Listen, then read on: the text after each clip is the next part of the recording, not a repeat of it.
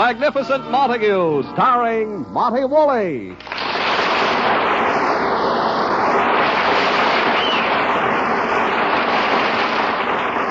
Yes, it's the Magnificent Montague, the Saturday night transcribed feature on NBC's All-Star Festival of Comedy, Music, Mystery, and Drama. Brought to you by Chesterfield. Always milder, better tasting, cooler smoking, plus no unpleasant aftertaste. By Anacin for fast relief from pain of headache, neuritis, and neuralgia. And by RCA Victor, world leader in radio, first in recorded music, and first in television. Before we hear from the Magnificent Montague, let's hear from Chesterfield. You see it in the newspapers. No unpleasant aftertaste. You hear it on the radio. No unpleasant aftertaste. You see it on television. No unpleasant aftertaste when you smoke Chesterfield. It's the biggest plus in cigarette history. Science discovered it. You can prove it. Science discovered that of all brands tested, Chesterfield, and only Chesterfield, leaves no unpleasant aftertaste. Prove it yourself. Smoke a pack of Chesterfields. They're always milder, better tasting, cooler smoking. And Chesterfield is the cigarette that leaves no unpleasant aftertaste. That's the biggest plus in cigarette history. No unpleasant aftertaste.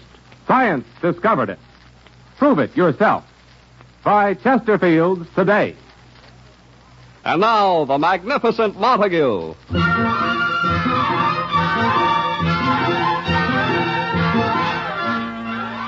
Although Edwin, the Magnificent Montague, left the stage to become Uncle Goodhart, hero of an afternoon radio program, he has remained a member and the moving force of the Proscenium Club, that stalwart organization of Shakespearean actors who live in an unemployed world of their own. All year long, the Proscenium Club waits for their one big event, their annual 4th of July picnic and outing at Shakespeare Grove. It is the morning of the great event. In the Montague apartment, his wife, Lily, and Agnes, the maid, are making up lunch baskets. Agnes is very happy. Have you got the mustard? Have you got the pickles? Have you got the relish? Have you got the... Agnes? Yeah, honey? Oh, you have the lunch basket almost packed. What a picnic. Look at this food. Fried chicken, potato salad, deviled eggs, chocolate cake. Boy, are those ants going to live. Oh, everything looks so... Oh, wait, Agnes. What, honey? I just remembered. Edwin hates deviled eggs. So what? Well, it'll spoil the picnic for him. What picnic? Well, Agnes, isn't that lunch for the Proscenium Club 4th of July picnic? Are you kidding? This is for my picnic. Your picnic? Yeah, my social club. The unattached girls of East 37th Street's throwing one. Oh, dear.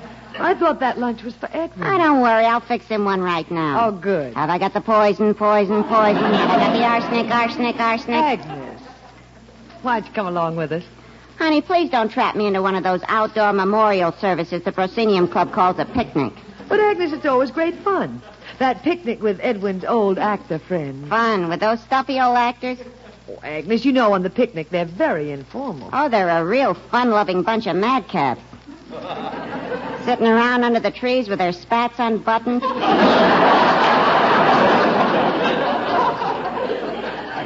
Agnes, you know there's always swimming. Now, that's worth seeing. The swimming suits those old fogies climb into.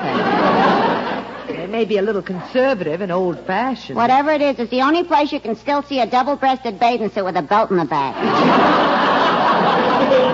Oh, come now, Agnes. The campfire with those long, dull recitations from Shakespeare. And then your husband takes over with his annual rendering of Hamlet's soliloquy. I can still hear the voice ringing through the woods. It really gets them. It must. Last year, 200 moose came running looking for me. Oh, Agnes, it won't be the same without you. No, honey, I'm all set to go with the unattached girls of East 37th Street. The entertainment committee's lined up a boat ride up to Bear Mountain. The invitation says campfire, songs, and dancing. Dancing at Bear Mountain? Oh, then you all have dates.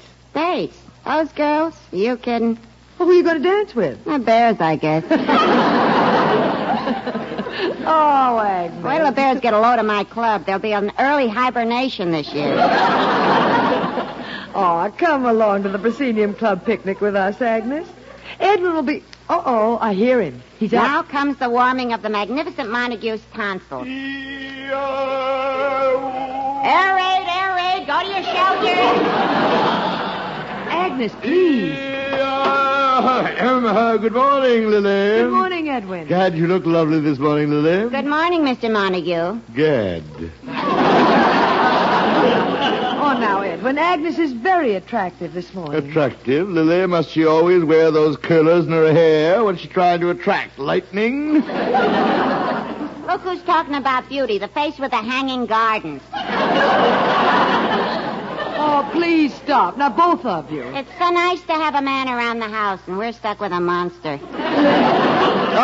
Independence Day. This is the beginning of the 4th. Must we have a maid who talks as if she just finished a 5th? Agnes, don't answer him. Bring in Edwin's breakfast. Breakfast. My morning tussle with Ptomaine. Oh, stop picking on her. You have a big day in front of you. Right after your radio broadcast this afternoon, we're going to the Proscenium Club annual picnic. Yes, Lily. Tonight, around the campfire with all my faithful friends of the stage around me, I can forget for a moment that I, the Magnificent Montague, deserted the theater for radio. From Hamlet to Uncle Goodheart, 5 times a week. Aye, what a rogue and peasant slave am I. My offense is rank, O guilty conscience. Villainy, I am thy chief. What do you want with your eggs, Ham? What do you want with your eggs? Ham?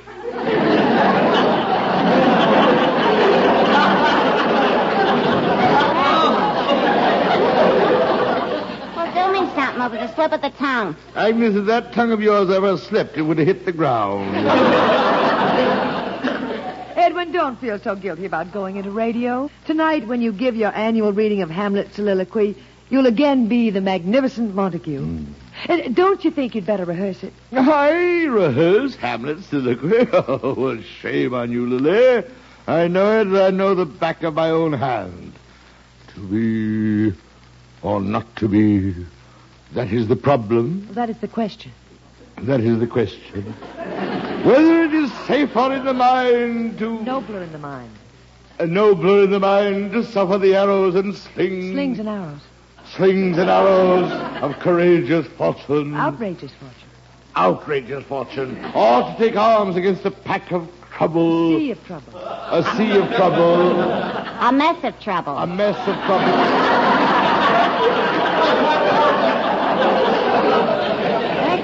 This is fun. Quiet. To die, to sleep. To sleep, perchance to wake. Perchance to dream. Perchance to dream. Perchance to snore. Perchance to... Lily, get her out of here. Quiet, Agnes. Go on. To die, to sleep. To sleep, perchance to dream. Aye, there's the rub. Oh, bravo, Edwin. And you thought I didn't remember it. Mr. Montague, you sure know it like the back of your own hand. Thank you. You must have been wearing gloves for 50 years. Excuse me, Agnes, for exposing your delicate brain to culture. Hereafter, with you in the room, we will only quote from the racing form. Oh, never mind, Agnes, Edwin. You sounded wonderful. They'll cheer you at the campfire tonight. Now, I've got to get things ready for the picnic. Wait, Lily. What is it, Edwin? Lily, I'm not going. Edwin! Well, you haven't missed a Proscenium Club 4th of July picnic in your whole life. I know, but Lily, this year I can't face it. Edwin. Lily, the club never found out. I've deserted their ranks for the gold of radio. I'm not going. It's a mockery. Oh, Edwin, the Proscenium picnic is more than just a group of Shakespearean actors having an outing. I know. It's the 4th of July. It's more than just the date of the signing of the Declaration of Independence. It's where we first met. On the day it was signed. Quiet. Lily, now I remember we did meet at a Proscenium Club picnic. I was in the Gaieties at the time and came to the picnic with one of the fellows from the show. And I was playing King Lear. Now, what girl did I bring? Betsy Ross. Please. Remember we sat next to each other at the campfire, singing the big song of that year. Now, what was it? Marching through Georgia. All right, Agnes, just for that, no kennel ration for you tonight. Oh, what a picnic that was. You were after me all day. How you flirted with me. Yes, how you ran from me. Oh, you acted so coy. You played so hard to get. You were so hard to take. Please, Agnes, these are our memories. Oh, Edwin, we must go to that picnic. Lily, we'll find that same tree we carved our initials in. That little brook you carried me across. Still all there, Lily. The same tree, the same brook, same moon, the same two people, you and I. Hello, young lovers, whoever you are. Hello, young lovers. Oh, quiet. I was just trying to help you recapture that mad moment. Ah, yes, we were mad. Mad? You must have been nuts. Lily, when we see that little tree again where we carved our initials, something new is going to be hanging from it. Agnes. Then you're going to the picnic, Edwin? Am I promised a kiss in the moonlight from a certain beautiful lady? If a certain handsome and dashing gentleman is there to carry a certain lady across the brook again, how can I refuse? I'm going to be there. I'm going to be there. I'm going to be sick. So help me, Lily, I'm going to kill her. You're going to be late for your broadcast, and we all have to get ready for the picnic. I'll pick you and Agnes up right after my broadcast. Oh, Edwin, Agnes can't go on the picnic with us. She can't? No, she's going up the river with her friends. I knew it. The Kapalma Committee is back. Oh, no, Edwin. Agnes has an outing of her own to go to. For the first time, she won't be with us. Shakespeare Grove and no Agnes. This is really going to be a picnic. Goodbye.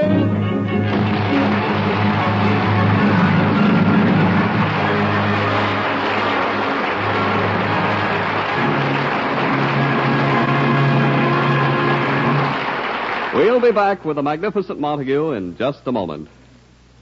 If you suffer from pains of headaches, neuritis, and neuralgia, you should discover what many thousands have known for years, that Anacin brings incredibly fast, effective relief.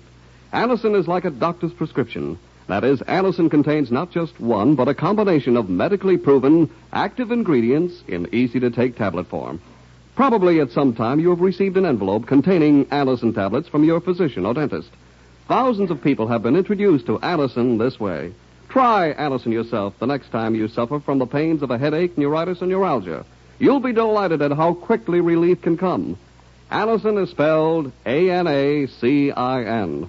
Your druggist has Anacin in handy boxes of 12 and 30 tablets and economical family-size bottles of 50 and 100 for your medicine cabinet. Ask for Anacin today. And now, back to the Magnificent Montague.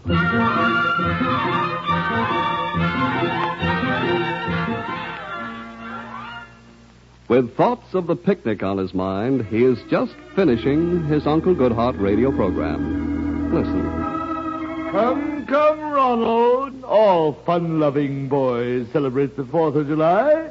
Some shoot firecrackers, some light skyrockets. You, Ronald, like to blow open bank safes. Dear listeners, this is just an example of the trouble you can get into on 4th of July. That is why your Uncle Goodhart has been urging you to spend the 4th of July at home, safe from accidents, and you will live once again to greet the new day with your eyes high into the sun and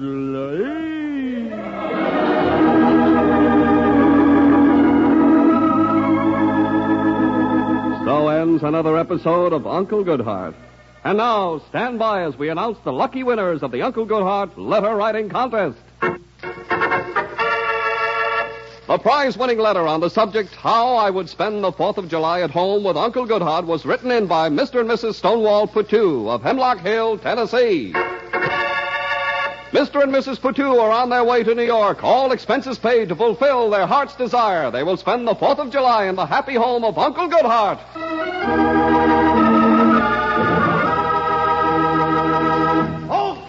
Off the air, Mr. Montague. Good show. Oh, that was a beaut. How do I keep out of jail? Ask our director, Mr. Zinza. Had a lot of heart to it, didn't it, Zinza? Oh, yes, sirree. That was the real doother. Oh, shut up, Zinza.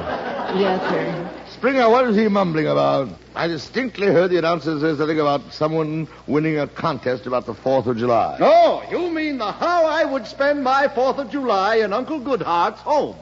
How I would spend my what with whom? Zinzer, didn't you explain? You tell him. Zinzer. Oh, dear. Well, you see, Mr. Montague, the people who won the contest get to spend 4th of July in your house. Don't hit me.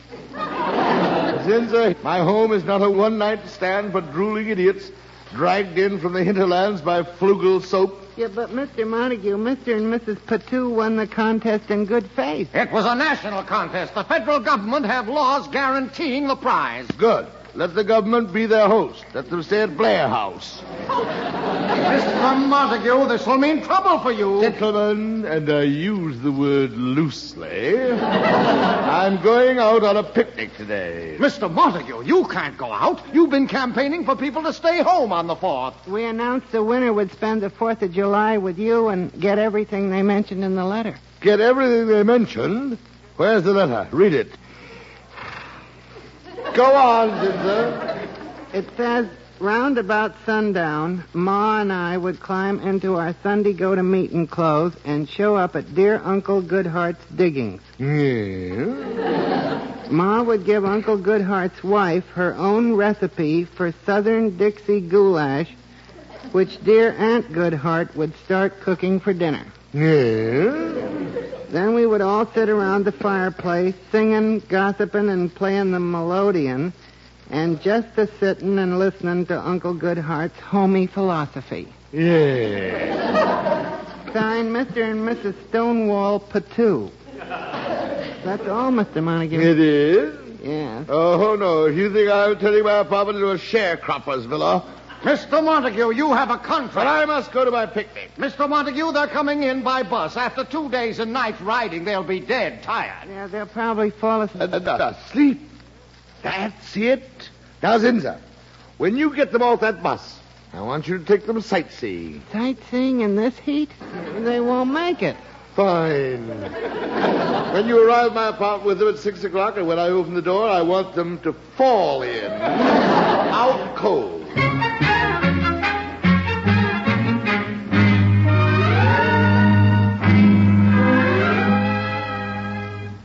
If there was any other way. Oh, this is a fine time to tell me to cancel my picnic. I got a right to live, too. Agnes, I told you we were expecting Mr. and Mrs. Patou. I think it's shameful getting those people tired just so we can walk out on them. And what did you want me to do? Sit around all night with them hog-calling? Well, Edwin, it may kill them. Oh, that's Zinzer and the Patous. Come in. Zinzer! Water. Grab him. Don't let him fall. Agnes, a glass of water. Zinzer, are you all right? I'm dehydrated. Walking in that sun. Oh, easy, old man. There you are. Where are the Patous? Right here. Mr. and Mrs. Patou, this is Uncle Goodhart. Howdy. It's Uncle Goodhart. What's that? That's the rebel yell, Mr. Montague. He does it every 10 minutes. My eardrums went on the third one. Oh, Zinzer, you're shot. You'd better go. Uncle Goodhart, begging your pardon, sir, but it gives me great pride to present the little lady who I'm mighty proud to say is my wife, MMA. Well, land sakes alive, I do declare. If last week anyone was to tell me I'd be here little old New York and meet y'all, I want to say you're just plumb full gentleweed, and you better watch out. All right, Emmy. She's a little loose in the lips. Well, where do we start, Uncle? I guess you're kind of tired. If you'd like to lie down, the beds are all... Mighty neighborly, Uncle Goodhart, but if you don't mind, I'll just stand. Stand? Been riding on a bus 2 days and 3 nights. I'm kind of saddle sore. If you get what I mean. Oh, no. Why, Stonewall's just a born clown. Why, coming through Charleston, a fella come up to him on the bus, and this stranger says to him, all pert and sassy, he says to him... All right, Emmy. She does take off. Did the Patous arrive? Why, Uncle Goodhart, don't tell me this pretty little heifer sidling up to us is your wife, Auntie Goodhart. Yes, the pretty little heifer is my wife. The name Mr. and Mrs. Patou. Welcome to New York and welcome to our home. I do declare, I thought when we left that little old Mason-Dixon life, we left hospitality behind us. And here y'all talk like you've known us all our All right, lives. Emmett. Well, what are you women folks standing around for? Get in the kitchen. Well, I got the beds all right, Opes. They're here, huh? This is Agnes. Well. And am I having the honor of meeting the fair daughter of your family? Mighty beautiful. Beautiful, my dear Mr. Patu. I do declare you are stretching Southern chivalry to the breaking point. This is Agnes, our maid.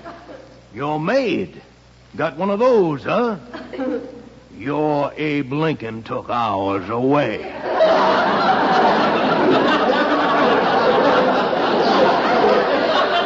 What are your plans, Uncle? Well, right now I'm thinking of personally firing on Fort Sumter and starting the whole war over again. Well, what are you women folks standing around here gassing for? I'm hungry. My stomach's hollering. Send it down, boy. Send it down. Well, dinner is... You all are going to eat on the Patoos tonight, just like I said in our letter. MMA, fetch me the suitcase. Suitcase? Yes, sir. We've brung our own victuals. Here you are, Mrs. Goodhart. In this suitcase, we got all the makings for MMA's Dixie Goulash. It's chock full of hog jowls, turnip greens, hominy grits, fatback, chitlins, black-eyed peas, and for flavoring, a couple of squirrel heads. Careful when you open it up, honey. Been riding on top of the bus for 2 days. Might be a little high.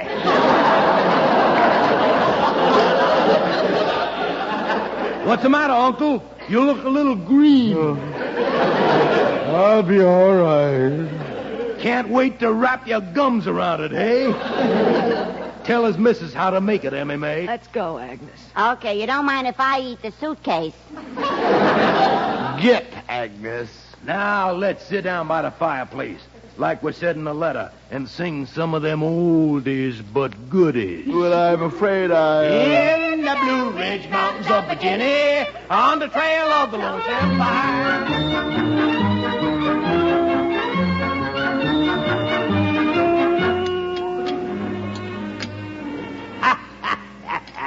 Now that was a meal. How about it, Mrs. Goodhart? There's still one squirrel head left. No, thank you. Why, honey, you didn't taste enough to keep a boll weevil crawling. Hey, whatever did happen to Uncle Goodhart? He swallowed one mouthful and took off like a hound dog dipped in turpentine. Don't explain it to him, Emmy. He'll be out in a minute. Agnes, will you clear the table? Clear it? I wouldn't touch it. Ah, here's Uncle. Excuse me, I'm still a little shaky. Lily, would you step out here? Well, what is it, Edwin? Lily, we've got to get them to sleep. Edwin, after that meal they put down, they can only stay awake another few minutes. Lily, we've got to put them to sleep. Well, do your Hamlet soliloquy. That hasn't missed yet. Look, I saw him yawn. I'll go back.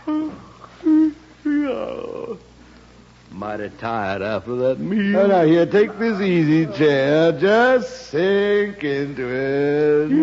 Yeah. Usually after dinner, Stonewall usually just sits around sucking on his teeth with his belt off, and his stomach just a growling and a growling and a growling. Say, how about another song? Camp brings back 6 miles. Wait, you just relax. Let me read you my philosophy, like you said in your letter. Ever hear of a writer called Shakespeare? Shakespeare? Can't say that I have. But MMA here, she was a high school teacher in Hemlock Hills. MMA, you ever hear of Shakespeare? No, but I declare we used to do a heap of reading out of the Sears Roebuck catalog. All right, Emmy. Agnes, will you play the melodeon the studio sent up? Just like we're asked for in the letter. Go ahead, Agnes. Stand by with the pillows, Lily.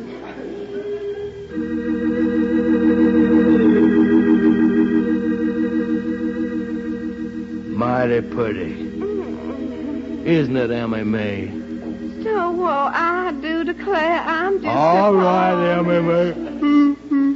Relax, my dear Mr. and Mrs. Patu. Let me read you Hamlet's soliloquy. Watch that, Uncle. There are women in the room. Now,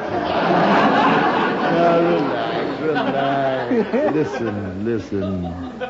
To be or not to be, that is the question. Pretty. Mighty pretty. Whether it is nobler in the mind to suffer the slings and arrows of outrageous fortune, to sleep, perchance to dream.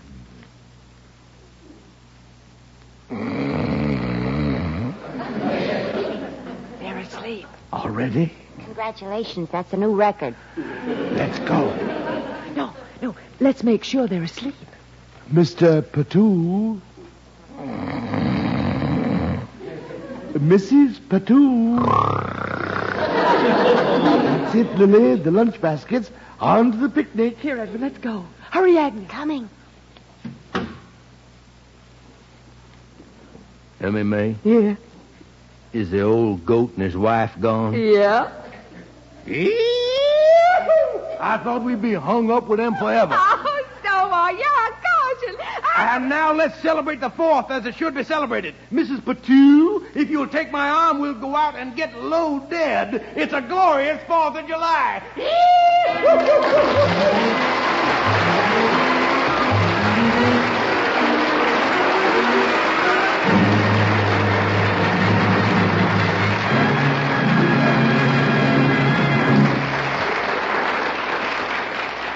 Here's a word from RCA Victor.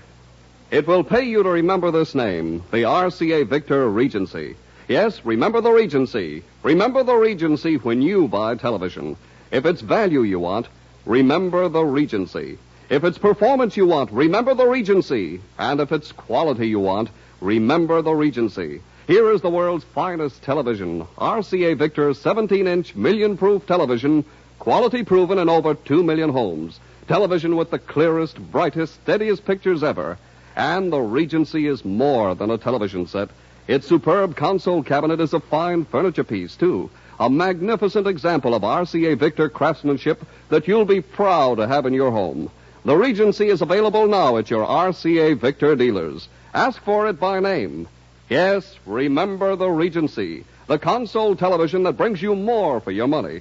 Write that name down now. The RCA Victor Regency.